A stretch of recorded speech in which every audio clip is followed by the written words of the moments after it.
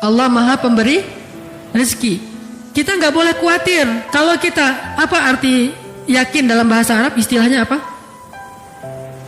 Percaya dalam bahasa Arab istilahnya apa?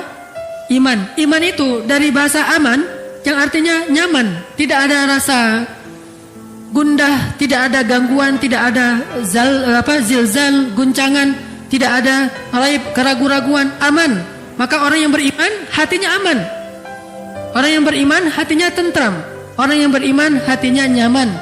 Kalau kita yakin bahwa Allah Maha Pemberi rezeki, maka kenapa kita merasa takut? Kenapa kita merasa sedih? Kenapa kita merasa khawatir? Kenapa kita merasa gundah? Kenapa kita merasa was-was? Kenapa?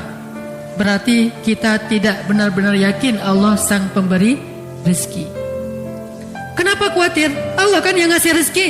Kenapa kita harus ngebela-belain banget sesuatu yang Allah benci? Kita ambil sesuatu yang Allah larang demi mendapatkan sesuatu nasi, katanya ikhtiar.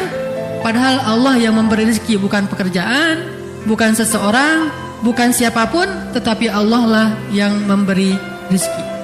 Sehingga orang yang yakin kepada Allah bahwa Allah itu Maha Pemberi rezeki, dia tidak akan, pikirannya itu nggak akan kemana-mana, nyaman. Tapi ketika dia mulai suuzon sedikit saja, bisa nggak ya saya makan hari ini? Berarti dia sudah suuzon kepada zat Allah Sang Maha Pemberi rezeki. Kalau saya nanti nikah, saya bisa ngasih makan nggak kepada istri dan anak-anak saya? Asa ayyughniyahumullah, kata Allah.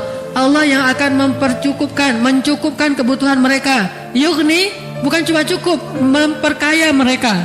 Ngapain lagi khawatir? Yang penting laksanakan perintah Allah. Kalau Allah bilang kerja, ya kerja.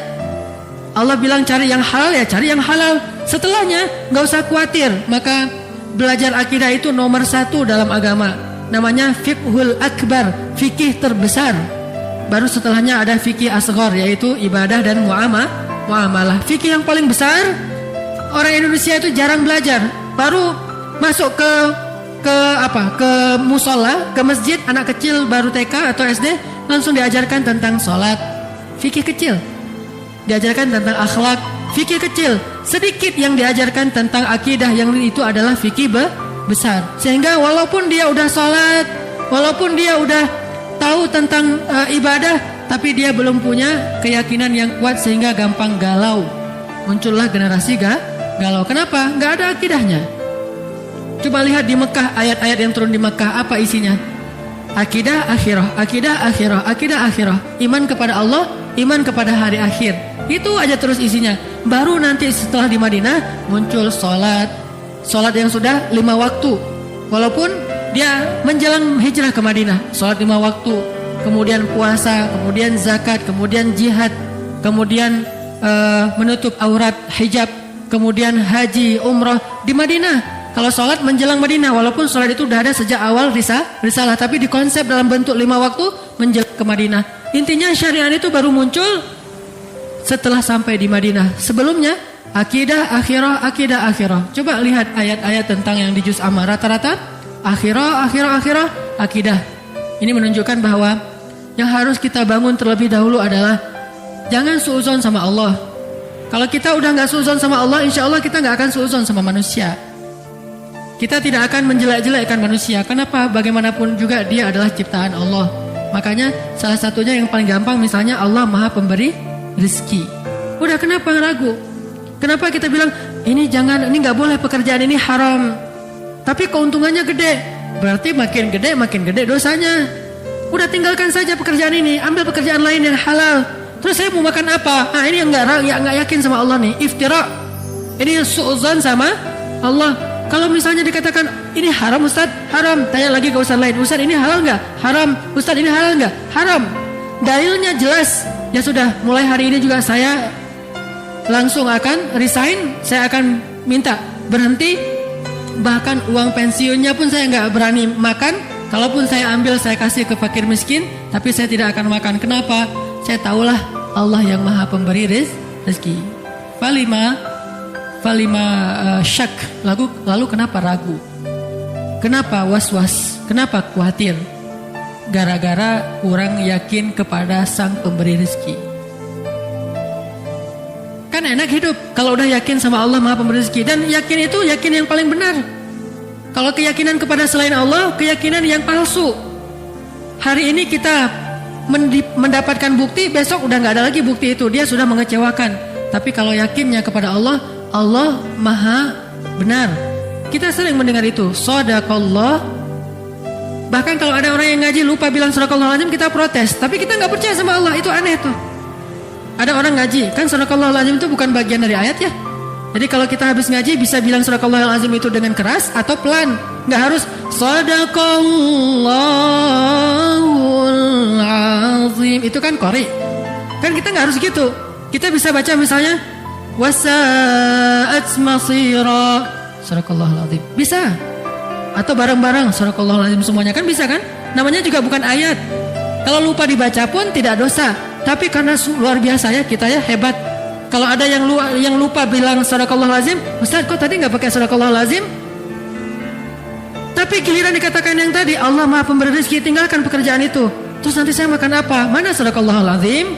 Mana yang dia bilang Allah itu Maha benar? Udah gitu terjemahannya salah lagi kan? Maha benar Allah dengan segala firman-Nya. Padahal apa? Maha benar Allah yang Maha Agung. Oh kok gitu Ustaz? Kan udah berpuluh-puluh tahun sejak zaman Soekarno kita udah Maha benar Allah dengan segala firman-Nya. Itulah orang kita, kalau udah jadi kebiasaan gak mau lagi diubah. Takut dengan perubahan. Dia bilang gak boleh fanatik. Kenapa fanatik kepada yang gak benar? Kenapa gak berfanatik kepada yang benar? Itu aja udah terjemahannya salah. Dan terus kenapa juga harus kalau ada qori itu terus sari tilawah harus perempuan? Mentang-mentang gara-gara istilahnya sari gitu harus perempuan? Shadaqallahul Azim. Udah sebelahnya aku berlindung dari godaan setan. Nunjuk lagi tuh. Yang terkutuk. Ini kenapa harus gini gitu loh. Aneh kan? Kenapa nggak si qorinya aja? Kan udah ada Quran terjemah, tinggal baca. Dia baca gini nih. Dengan nama Allah yang Maha Pengasih lagi Maha Penyayang, sungguh kami telah memberikan kepadamu kemenangan yang nyata. Kan jelas. Kenapa harus ada dua orang? Satu laki-laki, satu perempuan. Bukan muhrim pula. Saya qori waktu kecil. Jadi saya sering tampil di televisi. Malam Jumat, sari tilawahnya perempuan. Masih kecil untungnya. Coba kalau udah remaja, sari tilawahnya perempuan. Qori'ah, suaranya bagus. Dia aku berlindung apa segala macam. Nanti kalau ayatnya tentang neraka, oh kayak orang baca puisi kan? Ini karena kebiasaan kita. Makanya kalau kita rajin bilang Shadaqallahul Azim, kenapa Shadaqallahul Azim itu gak masuk ke hati? Kenapa cuma di lisan? Shadaqallahul Azim, Maha benar Allah yang Maha Agung. Kenapa enggak? Oh benar tuh, memang benar, ayat itu memang benar. Memang Allah Maha Razzaq, memang Allah Maha Rahman, memang Allah Maha Ghafur, memang Allah Wahhab. Jadi kalau misalnya dia belum dapat anak, berdoa lagi, berdoa supaya Allah kasih anak. Udah berdoa, bukan udah, nggak ada cerita udah berdoa, terus berdoa. Kenapa? Kalau nggak dikasih anak nanti dikasih di mana? Di surga. Emang di surga ada anak? Hadis riwayat Tirmidzi. Baru aja kemarin saya baca. Kata Nabi, ketika seseorang menginginkan anak di surga, hari itu juga istrinya hamil dan melahirkan tanpa rasa sakit. Hadis riwayat Tirmidzi. Abu Dawud, ketika seseorang menginginkan anak di dalam surga, hari itu juga istrinya hamil dan melahirkan tanpa rasa sakit dan tanpa menghilangkan keperawanannya. Lahir anaknya. Berarti kita punya anak banyak di surga? Punya anak banyak. Makanya gak usah berputus asa, minta aja anak. Rabbi habli minas salihin, Rabbi habli min ladunka waliya, waj'alhu Rabbi radiyya, Rabbi habli min ladunka dzurriyyatan thayyibah, Rabbana hab lana min azwajina wa dzurriyyatina qurrata a'yun. Kok belum Ustaz? Ala inna nasrallahi qarib, innallaha sami'ud du'a, Rabbi habli minas salihin, Rabbi habli minas salihin. Terus saja minta. Kenapa? Allah kita yakin Sami', Maha mendengar. Dan kita yakin, kata Nabi dalam hadis qudsi, Allah berfirman, aku malu kalau melihat hambaku mengangkat kedua tangannya lalu aku tidak mengabulkan doanya, itu aku malu. Maka kalau kita yakin sama itu, terus saja minta. Allah nih pasti malu nih gak ngabulin. Allah beri saya anak, pasti Allah malu, pasti Allah mendengar. Tapi kalau kita bilang Allah dengar gak ya, itu suuzon. Allah mau ngasih gak ya, saya khawatir Allah gak akan ngasih, itu suuzon. Karena Allah sendiri mengatakan, aku ujibu da'watad da'i idza da'ani. Aku pasti mengijabah. Pasti aku akan memberikan apa yang Mereka minta, maka mintalah ke Allah. Kalau kita ragu, Allah ngasih nggak ya? Allah mendengar nggak ya? Berarti kita udah su'uzan terhadap Allah, iftira. Padahal Allah sami'ud du'a. Allah wahhab, maha pemberi. Allah syakur, maha menghargai. Allah razak, maha memberi rezeki. Ini nggak boleh kita ragukan sedikit pun. Sampai nanti kita malah bersu'uzon kepada Allah. Mengurangi hak Allah itu nggak boleh.